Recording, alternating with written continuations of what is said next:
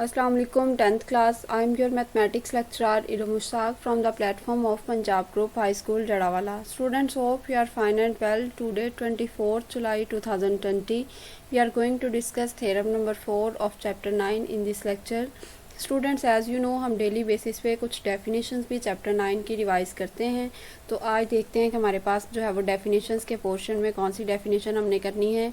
आज की डेफिनेशन है सेक्टर ऑफ सर्कल की। कल हमने सेगमेंट को डिस्कस किया था। सेगमेंट हमारे पास एक कॉर्ड और उसके साथ साथ उसकी जो है वो कॉरस्पॉन्डिंग आर्क, उनके दरमियान जितना ट्राइंगल ये जो सर्कुलर रीजन होता था जो बाउंडेड होता था एक कॉर्ड और एक आर्क के ज़रिए से, उसको हम सेगमेंट कहते थे। लेकिन सेक्टर के लिए क्या है, सेक्टर के लिए 2 रेडियाई और उनकी कॉरस्पॉन्डिंग जो आर्क है, ये आर्क यानी सर्कल की बाउंड्री का हिस्सा और 2 जो है वो रेडियाई, उनके मिलने से जो बनता है ये जितना भी कवर्ड होता है इसके ज़रिए से रीजन या इलाका, वो सारे का सारा सेक्टर कहलाता है। A sector of a circle is a plane figure, ये एक ऐसी जो है वो फिगर होती है बाउंडेड बाय, जो कि घिरी हुई होती है किसके ज़रिए से, 2 radii and the arc intercepted between them, 2 radii और उनके दरमियान जितना आर्क का टुकड़ा यानी सर्कल की बाउंड्री का जितना टुकड़ा आता है वो वाला। Any pair of radii divides the circle into 2 sectors. अच्छा, जब आपने एक सेक्टर अलग कर दिया ना, ये जो शेडेड एरियाज वाला है, तो दूसरा भी सर्कल का सेक्टर ही है, क्योंकि ये देखें ये भी 2 रेडियाई और एक आर्क, ये वाली जो है वो सारी आर्क पर मुश्तमिल है। तो इस तरीके से सर्कल के जो, अगर आप एक सेक्टर उसमें से अलग करते हो तो एक्चुअली उसके 2 सेक्टर्स बन जाते हैं। एक मेजर सेक्टर होता है और दूसरा माइनर सेक्टर होता है। ये वाला जो आपके पास है ओ ए और आई बी, ये वाला जो है वो माइनर सेक्टर है। और अगर इस वाले को देखें ए जे बी, तो ये आपके पास जो है वो मेजर सेक्टर है। सेंट्रल एंगल कैसे बनता है, सेंट्रल एंगल बनता है बेटे an angle whose vertex is at the centre of circle, एक ऐसा एंगल जिसका वर्टेक्स यानी जिसका कोना जो है वो सर्कल के सेक्टर पे होता है। एंड इट्स आर्म्स, और उसके ये जो दोनों आर्म्स यानी बाजू होते हैं, meet at the end points of an arc, वो किसी एक आर्क के एंड पॉइंट पे मीट कर रहे होते हैं। फॉर एग्जांपल ये आर्क है, इसका ये एंड पॉइंट है और इसका ये एंड पॉइंट है, यहाँ दोनों जो है इसके आर्म्स मीट कर रहे हैं और उन आर्म्स का जो है वो जो कॉमन एंड पॉइंट जिसको वर्टेक्स कहते हैं वो सर्कल का सेंटर है, तो वो सेंट्रल एंगल कहलाता है। तो ये जो एंगल ए ओ बी दिया हुआ है, एंगल ए ओ बी, ये आपके पास सेंट्रल एंगल है। तो आज की ये 3 डेफिनेशंस थी, बल्कि 2 सेक्टर ऑफ सर्कल और सेंट्रल एंगल की, उसके साथ ही आपने मेजर सेक्टर और माइनर सेक्टर का कॉन्सेप्ट जहन में रख लेना है। और इन सारी डेफिनेशंस को आपने शॉर्ट क्वेश्चंस के तौर पे तो याद करना ही करना है, साथ साथ आपने ये बात भी जहन में रखनी है कि अगर जो है वो डायग्राम बना के आपसे सर्कल की उस जो है वो ख़ास हिस्से के बारे में पूछा जाए, यानी कि वो सेक्टर है या सेगमेंट है या रेडियाई है वो सर्कल के, या फिर जो है वो बाउंड्री है उसकी, तो आपको जो है वो कंसेप्ट क्लियर होने चाहिए ताकि एमसीक्यूज को भी आप सॉल्व कर सकें। चलें स्टार्ट करते हैं आज का थ्योरम। आज का थ्योरम है हमारा थ्योरम फोर्थ में हमने कॉर्ड्स के बारे में पढ़ना है। तो थ्योरम के बारे में सारे के सारे कॉन्सेप्ट्स आपको पता हैं कि इसके जो आपके पास हेडिंग्स होती हैं उनका सीक्वेंस आप चेंज नहीं कर सकते। सबसे पहले आपने गिवन लिखना है, डायग्राम तो ड्रॉ करनी होती है साथ साथ, उसके बाद सबसे पहली हेडिंग आपने गिवन की लिखनी है, फिर उस टू प्रूफ की लिखनी है। टू प्रूफ में आप वो लिखते हैं जो आपने साबित करना होता है थ्योरम के दौरान, यानी स्टार्ट पे भी आपको कंफर्म नहीं है, जब आपने नेक्स्ट थ्योरम पूरा कंप्लीट करना है तो तब आप उसको साबित करोगे कि यस ये जो है वो बात दुरुस्त है जो थ्योरम में बयान की गई है। कंस्ट्रक्शन बहुत सारे स्टेप्स पर मुश्तमिल होती है जो आप अपने जो है वो टू प्रूफ को साबित करने के लिए पेपर यहाँ पे जो है वो आप करते हो। इसमें थ्योरम के अंदर डायग्राम में एडिशन जो भी करते हैं, उसके साथ साथ आपके पास प्रूफ में आपके पास 2 सब हेडिंग्स आती हैं, एक स्टेटमेंट की और एक रीज़न की। स्टेटमेंट में आप जो है वो सारी वो बातें लिखते हैं जिनकी वजह से आपका टू प्रूफ जो है वो साबित होता है, और आगे उसकी रीज़न्स लिखते हैं कि आप ये वाली स्टेटमेंट्स क्यों दे रहे हैं। तो चलें स्टार्ट करते हैं। If 2 chords of a circle, chord क्या है, chord is a line segment joining any 2 points of the circle, circle के किसी 2 पॉइंट्स को ज्वाइन करने वाले लाइन सेगमेंट उसको कॉर्ड कहते हैं। और if 2 chords of a circle are congruent, अगर किसी सर्कल की 2 कॉर्ड्स हैं और वो कॉन्ग्रेंट हैं, तो कॉन्ग्रेंट वर्ड का मतलब क्या होता है, of same size same shape, यानी कि एग्जैक्टली दूसरे के जैसी हैं, मेजरमेंट में भी उसके जैसी हैं और जो है वो शेप में भी उसके जैसी हैं। तो दो कॉर्ड्स ड्रॉ करनी है। सबसे पहले तो आपने एक जो है वो सर्कल ड्रॉ करना है जिसका सेंटर आपको पता होना चाहिए।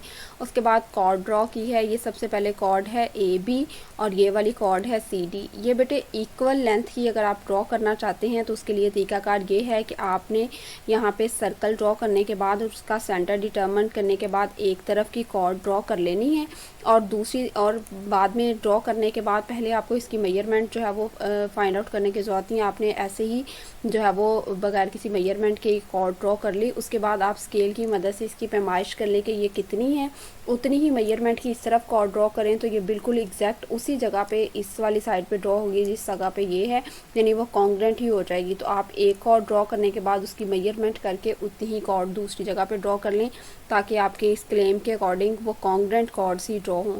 तो पहली कॉर्ड जो आपने ड्रॉ की है उसका नाम है ए बी और दूसरी कॉर्ड जो आपने ड्रॉ की है उसका नाम है C D. Then they will be equidistant from centre. तो आपने साबित क्या करना है कि उनका सेंटर से डिस्टेंस एक जितना होगा, ये बात आपने साबित करनी है। तो चलें स्टार्ट करते हैं इसको लिखना, डायग्राम साथ साथ कंप्लीट करते जाएंगे। सबसे पहले है गिवन। तो गिवन में आपके पास आएगा बेटे A B and C D. A B के ऊपर भी लाइन सेगमेंट आएगा क्योंकि कॉर्ड एक्चुअली एक लाइन सेगमेंट ही होता है जो सर्कल के दो पॉइंट्स को ज्वाइन करता है। तो पहली कॉर्ड है ए बी, इसके ऊपर भी लाइन सेगमेंट आएगा। एंड सी डी, ये दूसरी कॉर्ड है, इसके ऊपर भी लाइन सेगमेंट आएगा। A B and C D are two equal chords. ये दो एक जैसी कॉर्ड्स हैं। ये बात हमें कहाँ से पता चली? ये जो वर्ड कॉन्ग्रेंट लिखा हुआ है थ्योरम में, क्लेम में, उससे। ऑफ अ सर्कल, और उस सर्कल का सेंटर कहाँ पे है? ओ पे है। उसके बाद आपने जो है ये बात भी खुद ही जो है यहाँ पे गिवन में लिख देनी है कि आपने अपनी इस जो है वो क्लेम को साबित करने के लिए ये जो पॉइंट ओ है इससे परपेंडिकुलर ड्रॉ करना है लाइन सेगमेंट ए बी पे। उस परपेंडिकुलर ड्रॉ करने का तरीकाकार बेटे अब आपको पता होना चाहिए। आपने जो है वो अपनी कॉपी के पेज को इस तरह से टर्न करना है अपनी तरफ कि ये जो लाइन सेगमेंट ए बी है ये बिल्कुल आपके सामने हो। पॉइंट ओ से आपने यहाँ पे परपेंडिकुलर ड्रॉ करना है। परपेंडिकुलर ड्रॉ करने के लिए आपने स्केल को इस तरह रखना है कि जितना एंगल इस तरफ बन रहा है उतना ही इस तरफ बने, क्योंकि आपको पता है एक लाइन के टोटल एंगल्स कितने होते हैं? 180। तो अगर आपने 90 का एंगल बनाना है तो इसका मतलब है दोनों तरफ इक्वल जो है वो गैप होना चाहिए ताकि दोनों तरफ 90 का एंगल बने। तो कॉपी के पेज को आपने अपने सामने करके यहाँ पॉइंट ओ को जो है वो मद्देनज़र रखते हुए पॉइंट ओ से यहाँ पे परपेंडिकुलर ड्रॉ करना है, बिल्कुल एग्जैक्ट सीधी लाइन। यानी ये आपके पास अगर हॉरिजॉन्टल लाइन होगी तो ये वर्टिकल होनी चाहिए ताकि ये उसके परपेंडिकुलर हो, उसके साथ 90 का एंगल बनाए। तो ओ एच परपेंडिकुलर है, ओ एच के ऊपर भी लाइन सेगमेंट का साइन लगाना है क्योंकि इसका भी हमें स्टार्टिंग और एंडिंग पॉइंट पता है। जिसके दो एंड पॉइंट्स पता हो हमें वो लाइन सेगमेंट होता है और लाइन सेगमेंट के ऊपर ये वाला साइन लगाते हैं। ओ एच परपेंडिकुलर है ए बी के। इसी तरीके से फिर आपने जो है वो कॉपी के पेज को टर्न करना है दोबारा, या शीट जिस पे भी आप डायग्राम ड्रॉ कर रहे हैं। अब लाइन सेगमेंट सी डी आपके बिल्कुल सामने होना चाहिए और पॉइंट ओ से आपने सी डी पे परपेंडिकुलर बाइसेक्टर सिर्फ जो है वो आपने परपेंडिकुलर ड्रॉ करना है। बाइसेक्टर का वर्डिंग यहाँ पे यूज़ हुआ। तो ओके जो है वो परपेंडिकुलर है सी डी के। ओके भी एक लाइन सेगमेंट है, ये ओ से स्टार्ट हो रहा है और के इसका एंड पॉइंट है। और ये जो सी डी है ये हमें पहले ही पता है कि ये कॉर्ड है, कॉर्ड एक्चुअली एक लाइन सेगमेंट ही होता है। तो गिवन में आपके पास टोटल आ गया A B and C D के। ए बी और सी डी दो कॉर्ड्स हैं और वो कॉर्ड्स जो इक्वल हैं एक दूसरे के। Of a circle with centre O, so that इस तरीके से कि जो ओ एच है वो परपेंडिकुलर है ए बी के और जो ओ के लाइन सेगमेंट है वो परपेंडिकुलर है सी डी के। यहाँ तक आपका गिवन कंप्लीट हो गया। साबित क्या करना है? साबित हमने करना ये है कि जो कॉर्ड्स हैं दोनों, उनका जो सेंटर से डिस्टेंस है, सर्कल के सेंटर से डिस्टेंस वो एक जैसा है। इस कॉर्ड का सर्कल के सेंटर से डिस्टेंस है एच, और ये एच पॉइंट से यहाँ तक ओ तक ये सर्कल का जो है वो इस सर्कल के सेंटर से इस कॉर्ड का डिस्टेंस है। और ये पॉइंट ओ जो सर्कल का सेंटर है इस कॉर्ड तक जाना हो तो के तक का डिस्टेंस है, तो ओ के इस तरफ का डिस्टेंस है। तो हमने ये साबित करना है कि measurement O H is equal to measurement O K, यानी सर्कल के सेंटर से जितना एक कॉर्ड का डिस्टेंस बनता है उतना ही दूसरी कॉर्ड का है। तो ये measurement O H is equal to measurement O K. Next आपने कंस्ट्रक्शन उसके लिए क्या करनी है, यहाँ तक आपने डायग्राम के स्टेप्स में रिपीट कर देती हूँ। पहले जितने हमने ड्रॉ कर लिए थे, सर्कल ड्रॉ किया, उसका सेंटर ड्रॉ किया। सेंटर ड्रॉ करने के बाद हमने एक कॉर्ड ड्रॉ की ए बी, उतनी ही मेजरमेंट की हमने कॉर्ड यहाँ पे सी डी ड्रॉ कर ली और उसके बाद पॉइंट ओ से जो है वो ए बी पे परपेंडिकुलर ड्रॉ किया, फिर पॉइंट सी ओ से जो है वो सी डी पे परपेंडिकुलर ड्रॉ किया। तो यहाँ तक हमारा कंप्लीट हो गया था। अब कंस्ट्रक्शन में हमने नेक्स्ट करना है ट्राइंगल्स बनाने के लिए पॉइंट ओ को ए से ज्वाइन कर देना है और पॉइंट ओ को सी से ज्वाइन कर देना है। तो ज्वाइन ओ विद ए, ओ को जो है वो ए से ज्वाइन किया एंड ओ विद सी, और ओ को सी से भी ज्वाइन कर देना है। उसके बाद जब आपने जो है वो पॉइंट ओ को ए से और पॉइंट ओ को सी से ज्वाइन कर दिया तो आपके पास दो राइट एंगल ट्राइंगल्स आ गई। सो दैट वी हैव, ये जो एंगल का साइन है ये आर टी राइट के लिए यानी 90 डिग्री के लिए ये ट्राइंगल का साइन है। उसके बाद ये एस जो है ये इसकी प्लूरल फॉर्म है कि दो ट्राइंगल्स हैं। तो राइट एंगल ट्राइंगल्स, पहली राइट एंगल ट्राइंगल का नाम है ओ ए एच और दूसरी राइट एंगल ट्राइंगल का नाम है ओ सी के। तो ये जो है वो दो राइट एंगल ट्राइंगल्स बन गए। यहाँ तक आपका बेटे 4 मार्क्स का थ्योरम कंप्लीट हो गया है। ये गिवन का एक नंबर होता है, एक टू प्रूफ का, एक कंस्ट्रक्शन का और डायग्राम के स्टेप्स एक दफ़ा रिपीट कर देती हूँ। सबसे पहले सर्कल ड्रॉ करना है, उसका सेंटर डिटर्मिन करना है, उसके बाद एक कॉर्ड ड्रॉ कर लेनी है ए बी, उतनी ही मेजरमेंट की दूसरी तरफ भी कॉर्ड ड्रॉ कर लेनी है। जब आप सेम मेजरमेंट की कॉर्ड ड्रॉ करेंगे तो वो ज़ाहिर सी बात है सेंटर से इक्वी डिस्टेंट ही होगी। फिर आपने पॉइंट ओ से जो है वो ए बी पे परपेंडिकुलर ड्रॉ करना है और इसी तरीके से पॉइंट ओ से जो है वो परपेंडिकुलर ड्रॉ करना है सी डी पे। तो ये पॉइंट जो है वो के आ जाएगा यहाँ पे आपके पास और यहाँ पे पॉइंट एच आ जाएगा। उसके बाद हमारे पास जो है वो लास्ट हेडिंग है जिसके अंदर दो सब हेडिंग्स होती हैं, स्टेटमेंट और रीजंस की। तो अब स्टेटमेंट में हम वो सारी बातें लिखते हैं जिनकी वजह से जो है वो जो बात हमने थ्योरम में साबित करनी होती है वो साबित होती है, और उसके सामने हम जो है वो रीजंस लिखते हैं, वो वजूहात लिखते हैं जिनकी वजह से ये हम सारी स्टेटमेंट्स दे रहे हैं। तो सबसे पहले तो बेटे हमने जो है वो इस ट्राइंगल को इस ट्राइंगल के कॉन्ग्रेंट करना है, साबित करना है। अगर ये ट्राइंगल जो है वो इस ट्राइंगल के कॉन्ग्रेंट हो जाती है तो अंडरस्टूड है कि इसका ये वाली जो साइड है ओ एच वो इसके ओके के इक्वल होगी। तो आपके पास उससे पहले हमें ये भी साबित करना है कि ये जो साइड एच है इस ट्राइंगल की वो इस ट्राइंगल साइड सी के इक्वल है। उसके लिए हमें कुछ जो है वो स्टेप्स पहले इनकी कॉरस्पॉन्डेंस से पहले करने पड़ेंगे, तो वो देखते हैं जी। सबसे पहले है जी ओ एच बाइसेक्ट कर रहा है कोड ए बी को। हमें कैसे पता चला कि ओ एच कोड ए बी को बाइसेक्ट कर रहा है? देखिए ओ एच जो है वो ये इस सर्कल के सेंटर से इस कॉर्ड के ऊपर परपेंडिकुलर है। हमने थ्योरम थर्ड में पढ़ा था कि अगर सर्कल के सेंटर से उसकी कॉर्ड पे परपेंडिकुलर ड्रॉ किया जाता है, 90 डिग्री का एंगल ड्रॉ किया जाता है, तो वो इक्वी डिस्टेंट होता है उसके दोनों एंड पॉइंट से, उसके दोनों एक जैसे, यानी वो उसके मिड पॉइंट से गुजरता है और उसकी दोनों तरफ का डिस्टेंस एक जितना होता है। इसका मतलब है कि ये जो मेजरमेंट ए एच है ये हाफ है किसका, मेजरमेंट ए बी का।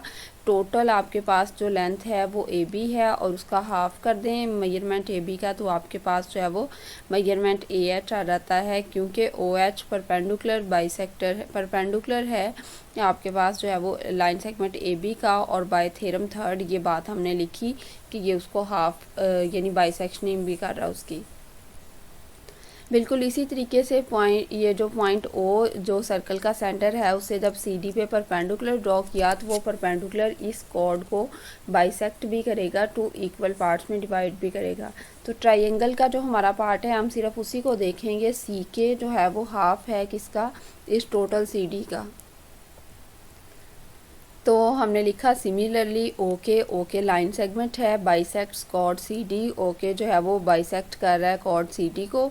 क्यों बाइसेक्ट कर रहा है? क्योंकि ओके जो है वो परपेंडिकुलर है सी डी के, तो बाय थ्योरम थर्ड जो परपेंडिकुलर होगा वो बाइसेक्शनिंग भी करेगा अगर सेंटर से परपेंडिकुलर ड्रॉ करेंगे कॉर्ड पे।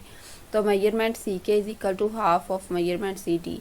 ओके बेटे ये बातें हमने लिख दी। उसके बाद हमें ये बात पता है कि जो ये कॉर्ड है ए बी और कॉर्ड है सी डी ये दोनों एक दूसरे के इक्वल हैं। इसको पॉइंट थर्ड का नाम देके हमने गिवन में लिख दिया कि ये बात हमें पहले से पता है कि ये दोनों कॉर्ड्स जो है वो कॉन्ग्रेंट हैं एक दूसरे के। और जब इनके स्टार्ट पे मेजरमेंट का जो है वो के लिए एम लिखा हुआ है तो इनके दरम्यान कॉन्ग्रेंट की बजाय इक्वालिटी का साइन लगाना है। अब जब जो है ये मेजरमेंट ए बी और मेजरमेंट सी डी एक दूसरे के इक्वल हैं, तो इसका मतलब है कि इनके जो हाफ हाफ हैं वो भी एक दूसरे के इक्वल होंगे। तो फिर measurement A H measurement C के इक्वल होगा 0.4। इसके सामने क्या लिखना है, using 1, 2 and 3 both half of equal segments, यानी कि ये दोनों जो है वो जब एक दूसरे के इक्वल हैं ए बी और सी डी, तो इनके जो हाफ हाफ पार्ट्स हैं वो भी एक दूसरे के इक्वल होंगे। तो फिर measurement A H is equal to measurement C K. यहाँ तक हमने ये साबित किया है कि ये वाली साइड इस साइड के इक्वल है। अब हमने जो है वो इन ट्राइंगल में कॉरस्पॉन्डेंस चेक करनी है। सबसे पहले ट्राइंगल, ये राइट एंगल ट्राइंगल्स हैं, तो ये राइट के लिए ये एंगल का साइन सबसे पहले, फिर आर टी, फिर ट्राइंगल का और एस प्लूरल के लिए। पहली ट्राइंगल है ओ ए एच, उसकी कॉरस्पॉन्डेंस चेक करनी है हमने ओ सी के साथ। तो सबसे पहले तो इस ट्राइंगल का जो है वो ये जो ओ ए है इस ट्राइंगल के ओ सी के इक्वल होगा, हाइपोटेनस इस ट्राइंगल का और इस ट्राइंगल का। क्यों? क्योंकि ये एक ही सर्कल के रेडियाई हैं। रेडियस कहाँ से लेके कहाँ तक होता है, सर्कल के सेंटर से लेके सर्कल के किसी भी एक तरफ का जो डिस्टेंस होता है, जो लाइन सेगमेंट होता है। तो measurement A H measurement hypotenuse O A is equal to hypotenuse O C radii of the same circle. ये पहली बात हो गई। उसके बाद आपने ये दूसरी बात यहाँ पे साबित कर ली थी कि ये वाली जो ट्राइंगल है, ट्राइंगल की साइड है ए एच, ये वाली इस साइड के कॉन्ग्रुएंट है। ये बात आपने अभी 0.4 में जो है वो प्रूव की थी। तो measurement A H is equal to measurement C K already proved in 4th। इसी के लिए हमने ये स्टार्ट वाला सारे स्टेप्स किए थे। मैंने आपसे कहा था कि जो राइट एंगल ट्राइंगल होती है उसमें आपको 3 चीज़ों की बजाय सिर्फ 2 चीज़ें मैच कर लें तो वो वेल एंड इनफ है आपके पास। क्यों? क्योंकि यहाँ पे एक बात तो हमें कंफर्म है कि जब हमने कहा कि यहाँ से परपेंडिकुलर ड्रॉ किया और ये 90 डिग्री का इसमें एंगल बना है और ये राइट एंगल ट्राइंगल है, तो इसका मतलब है यहाँ भी 90 डिग्री का एंगल है, यहाँ भी 90 डिग्री का एंगल है। तो जब राइट का वर्ड यूज़ कर रहे हैं तो एक तो 90 डिग्री का एंगल कंफर्म है, दोनों में सेम है, तो फिर बाकी 2 चीज़ें मैच करते हैं तो आपके पास वो जो ट्राइंगल्स हैं वो कॉन्ग्रुएंट हो जाती हैं। एचएस पोस्टुलेट के अकॉर्डिंग, एचएस पोस्टुलेट में आपको सिर्फ एक हाइपोटेनस और एक साइड को जो है वो कॉन्ग्रुएंट करने की ज़रूरत है दूसरी ट्राइंगल के, तो वो ट्राइंगल्स दोनों एक दूसरे के कॉन्ग्रुएंट हो जाती हैं। तो यहाँ पे आ जाएगा triangle O A H congruent है ट्राइंगल ओ सी के। इसके सामने क्या रीज़न देंगे, एच एस पोस्टुलेट, या लिख दें H S congruent H S के। उसके बाद नेक्स्ट आपके पास आ जाता है जी, आपने साबित क्या करना था कि measurement O H is equal to measurement O K. जब हम ये साबित कर चुके हैं कि ये ट्राइंगल जो है right angle triangle O A H ये कॉन्ग्रुएंट है ओ सी के, तो ये अंडरस्टूड है कि इसकी ये वाली जो साइड है अपनी कॉरस्पॉन्डिंग साइड के कॉन्ग्रुएंट ही होगी। तो मेजरमेंट ओ एच जो है ये कॉन्ग्रुएंट आ जाएगा मेजरमेंट ओ के corresponding sides of congruent triangles. यहाँ तक बेटे आपका थ्योरम कंप्लीट हुआ। थ्योरम की आपने क्लेम को हर दफ़ा ध्यान से पढ़ना है क्योंकि जो थ्योरम 5th है वो इसी थ्योरम 4th का कन्वर्स थ्योरम है। तो आपने जो है वो इसकी स्टेटमेंट को ध्यान से पढ़ना है ताकि, क्योंकि सिर्फ पेपर में सिर्फ यही एक क्लेम ही लिखा हुआ है, इसी की मदद से आपने डायग्राम ड्रॉ करनी है और बाकी सारी हेडिंग्स लिखनी है। तो क्लेम को हम एक दफ़ा दोबारा पढ़ लेते हैं। If 2 chords of a circle are congruent, अगर एक सर्कल की 2 कॉर्ड्स कॉन्ग्रुएंट होंगी, यानी यहाँ पे आपको ये बताया हुआ है कि ए बी कॉर्ड जो है वो सी डी के कॉन्ग्रुएंट है और आपने ये साबित करना है कि इनका डिस्टेंस जो होता है सेंटर से वो एक जैसा होगा। ठीक है, और अगला वाला जो नेक्स्ट हम थ्योरम पढ़ेंगे उसमें डिस्टेंस का बताया होगा कि वो सेम है और आपने ये साबित करना है कि ये कॉर्ड्स एक जैसी हैं। तो थ्योरम को पढ़ने के बाद डायग्राम ड्रॉ करनी है। डायग्राम आप लोगों ने जो है वो प्रकार की मदद से ड्रॉ करनी है। सर्कल जो है वो बिल्कुल प्रॉपर ड्रॉ हुआ हो, उसके बाद उसका सेंटर आपको एग्जैक्ट पता हो, उसके बाद आपने जो एक साइड की जो कॉर्ड ड्रॉ करनी है एग्जैक्ट उसी मेजरमेंट की यानी स्केल की मदद से पैमाइश कर ले उसकी, और उतनी ही मेजरमेंट की दूसरी तरफ कॉर्ड ड्रॉ करनी है आपने। और फिर इनके परपेंडिकुलर ड्रॉ करने के बाद ये जो स्टेप हैं ये कंस्ट्रक्शन के ये डॉटेड लाइन से शो कर देने हैं और फिर स्टेटमेंट और रीजंस। और आपको पता है कि लाइन सेगमेंट का ध्यान रखना होता है, आपने कहाँ पे लगाना है, कहाँ पे कॉरस्पॉन्डेंस का साइन लगाना है। ये आपने सैम्पल पढ़ा राइट एंगल ट्राइंगल्स के लिए, तो इन सारे सैम्पल्स को जो है वो मद्देनज़र रखते हुए आपने थ्योरम लिखना है। आपने बेटे थ्योरम नंबर 4 लिखना है और इसकी जो है याद करने के बाद रफ़ नोटबुक पे आपने इसको लिखना है और डायग्राम ड्रॉ करके देखनी है। डायग्राम आप एक दफ़ा बुक से ड्रॉ करके देख लिया करें, उसके बाद जो है उसको ज़ुबानी या फिर जो है वो जैसे भी आप लिख रहे होते हैं अपना थ्योरम, तो उसको तभी टेस्ट के तौर पर जो है वो ड्रॉ करके देखा करें और फिर बुक से मैच किया करें कि कहीं कोई मिस्टेक तो नहीं है। अब यहाँ पे हमने कॉर्ड का जिक्र किया, तो आपको सबसे पहली बात तो ये कि ये कॉन्सेप्ट क्लियर होने चाहिए कि कॉर्ड क्या है। कॉर्ड वो लाइन सेगमेंट है जो सर्कल के 2 पॉइंट्स को ज्वाइन कर रही है और कॉर्ड को सर्कल के सेंटर से नहीं गुजरना चाहिए, क्योंकि जो कॉर्ड सर्कल के सेंटर से गुजर जाती है वो डायामीटर है। इन थ्योरम में हम डायामीटर को डिस्कस नहीं कर रहे बल्कि कॉर्ड को डिस्कस कर रहे हैं। और इस थ्योरम में हमने ये बात पढ़ी कि अगर 2 कॉर्ड सर्कल के मतलब 2 कॉर्ड जो है वो एक सर्कल की वो इक्वल हैं, तो सर्कल के सेंटर से एक जितने डिस्टेंस पे होंगी। आपने डायग्राम बेटे इसकी प्रॉपर तरीके से ड्रॉ करनी है। हेडिंग्स की जो तरतीब है उसको जो है वो डिस्टर्ब नहीं करना। सबसे पहले आपने जो है वो डायग्राम ड्रॉ करनी है, फिर आपने गिवन लिखना है, फिर टू प्रूफ, फिर कंस्ट्रक्शन, फिर प्रूफ की हेडिंग देनी है और उसके अंदर बॉक्स बनाना है। उसमें 2 सब हेडिंग्स आएंगी, स्टेटमेंट की और रीजंस की। तो यहाँ तक आपका जो है वो थ्योरम कंप्लीट होगा। उम्मीद करती हूँ स्टूडेंट्स आप डेली बेसिस पे इसकी रिटर्न प्रैक्टिस कर रहे होंगे। अल्लाह ताला आप सबको अपने हिफ्ज़-ओ-मान में रखे। Thank you students. अल्लाह हाफिज़।